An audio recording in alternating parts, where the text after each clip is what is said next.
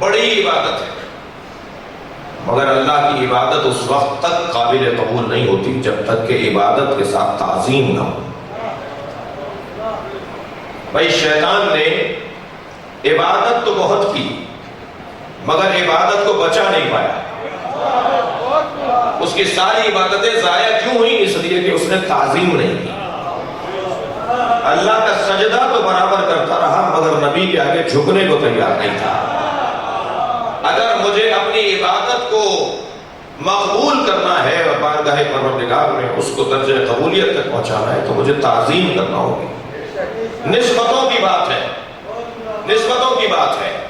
ہم نے مسجد علیحدہ بنائی ہے، امام بارگاہ علیحدہ بنایا ہے، اس وجہ سے کہ وہاں اللہ کا سجدہ ہوتا ہے، یہاں اللہ بتانے والوں کی تعظیم ہوتی ہے۔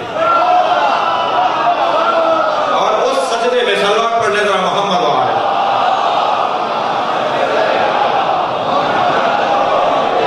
اور اس سجدے میں طاقت ایجاد ہو جاتی ہے جب اس سجدے کے ساتھ اللہ کی معرفت کروانے والوں کی تعظیم بھی ہو رہی ہے۔ آپ نے دیکھا کہ ہمارے ماں باپ تو معصوم نہیں ہیں مگر ان کے آگے بھی جھکنا پروردگار عالم کے نزدیک ہمارے لیے واجب ہے۔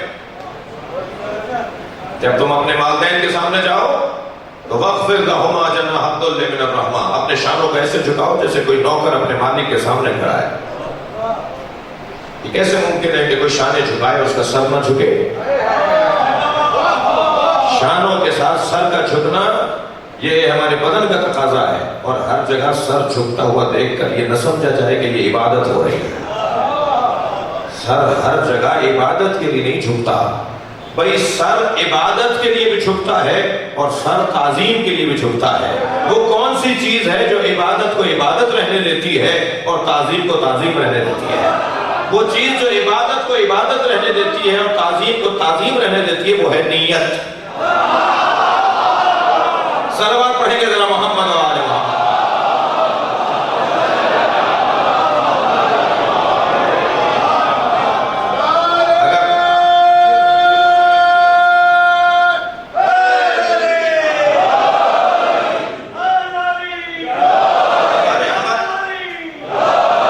اب ہمارے والدین تو معصوم نہیں ہیں لیکن ان کے آگے ہمیں سر جھکانے کا حکم ہے۔ کیوں بھائی والدین کے آگے سر جھکاؤ؟ اس لیے کہ انہی والدین نے تمہیں ہماری معرفت کروائی، ان کی وجہ سے تم آج ہمارے مصلی پہ بیٹھے ہو۔ بھائی اگر میرے والدین مجھے مجلس میں گودی میں اٹھا کر انگلی پکڑ کر نہ لائے ہوتے تو آج میں مجلس میں کیسے بیٹھا ہوتا؟ کوئی ہمیں لایا تھا تبھی ہم بیٹھے ہوئے ہیں، اور اگر کوئی ہمیں لایا تھا تو ہمیں بھی کسی کو لانا چاہیے، تب جا کے یہ امانتیں منتقل ہوگی۔ ہمیں کسی نے دی ہے یہ امانت، ہمیں کسی اور کو دینی ہے یہ امانت۔ یہ تعظیم اور عبادت کا بہت واضح فرق رہے گا۔ کہاں کہاں پروردگار عالم دعاؤں کو قبول کرتا ہے؟ روڈ پہ کھڑے ہو کے میں دعا مانگ رہا ہوں، اللہ کو پکار رہا ہوں، جی مسجد میں آ کر میں اللہ کو پکار رہا ہوں، دعا مانگ رہا ہوں، اللہ کو پکار رہا ہوں۔ کیا یہ دونوں پکارنا، یہ دونوں دعا، یہ دونوں عبادت، یہ دونوں اللہ کے آگے عاجزی اور انکساری برابر ہے؟ غور فرمائیں گے، عبادتوں میں مکان اور زمان کو بڑی دخالت حاصل ہے۔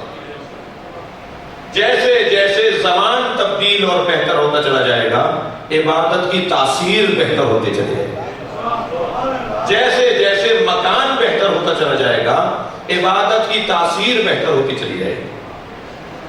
بھئی 2 رکعت نماز بدھ کے دن پڑھی جائے اس کا بھی ثواب ہے، مگر 2 رکعت نماز جب جمعرات پڑھی جائے اور جمعے کے دن پڑھی جائے تو وہ بدھ کے برابر نہیں ہے، ویسی ہی نہیں ہے جیسے بدھ ہے۔